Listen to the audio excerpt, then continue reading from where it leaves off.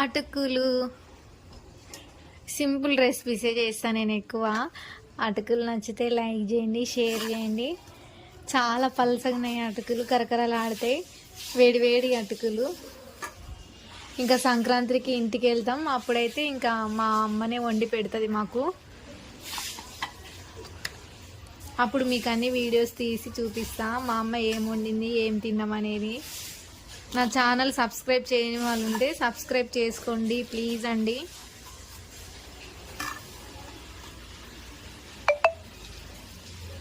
Holidays అయితే హాస్టల్లో 5 days వస్తున్నాయి, కానీ మేమైతే నాకు ఆఫీస్ ఉంది కాబట్టి 14th వెళ్తాం ఇంటికి.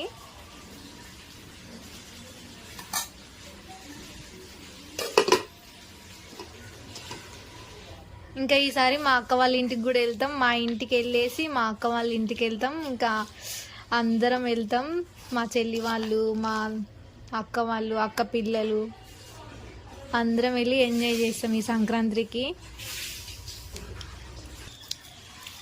అటుకులు అయితే చాలా అంటే చాలా కరకరలాడుతున్నాయి, టేస్టీగా ఉన్నాయి.